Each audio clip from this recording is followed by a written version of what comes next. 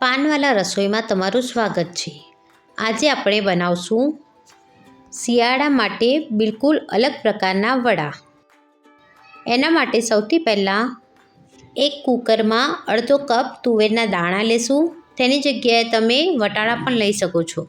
હવે તેમાં અડધો કપ પાણી, અડધી ચમચી મીઠું અને 1/4 ચમચ હળદર નાખીને 3 વિસલ વગાડશું। હવે એક પેણીમાં 1 કપ પાણી લેશું। તેમાં 1/8 ટીસ્પૂન હિંગ, અડધી ચમચી મીઠું, 1 મોટી ચમચી ગોળ, 1 ચમચી તેલ, 1 ચમચી સફેદ તલ અને 2 ચમચી આદુ મરચાંની પેસ્ટ નાખશું અને તેને બરાબર હલાવી લેશું।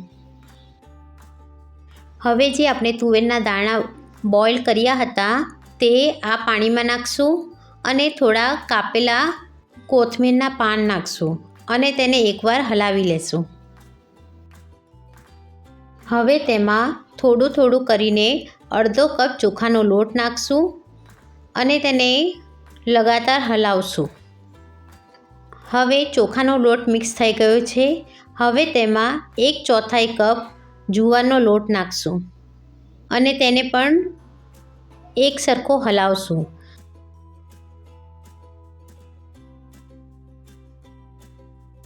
હવે તેનું પાણી સુકાઈ ગયું છે। હવે તેને ગેસ પરથી ઉતારી લેશું। હવે ગેસ પર એક તાવી મૂકશું। હવે તેની ઉપર કઢાઈ મૂકશું। હવે કઢાઈને ઢાંકીને 10 મિનિટ માટે લો ફ્લેમ પર થવા દેશું। 10 મિનિટ થઈ ગઈ છે। હવે આપણે ગેસનો ફ્લેમ બંધ કરી દેશું અને તેને એકવાર સરખી રીતે હલાવી લેશું। હવે તેને ઠંડુ કરી લેશું।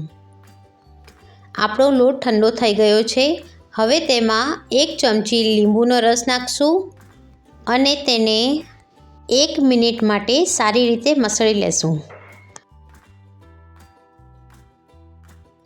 હવે હાથ પર થોડું તેલ લગાવશું અને તૈયાર કરેલા લોટમાંથી થોડોક લોટ હાથમાં લેશું। હવે તેને હાથની મદદથી એક ગોળ શેપ આપશું અને તેને હલકો ચપટો કરીને ટિક્કીનો શેપ આપશું। એવી જ રીતે બધા વડા તૈયાર કરી લેશું। હવે ગરમ તેલમાં મીડિયમ ફ્લેમ પર તેને ફ્રાય કરી લેશું।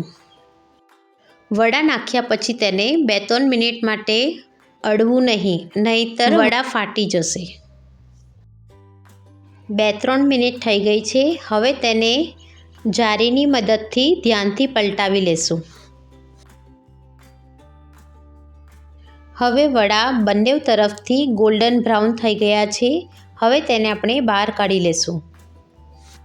લો, તૈયાર છે આપણા બહારથી ક્રિસ્પી અને અંદરથી સોફ્ટ એવા તુવેરના વડા। મારી આ રેસીપી તમે જરૂરથી ટ્રાય કરો અને કમેન્ટ સેક્શનમાં જરૂરથી બતાવજો। અને હા, સબસ્ક્રાઈબ કરવાનું ન ભૂલતા।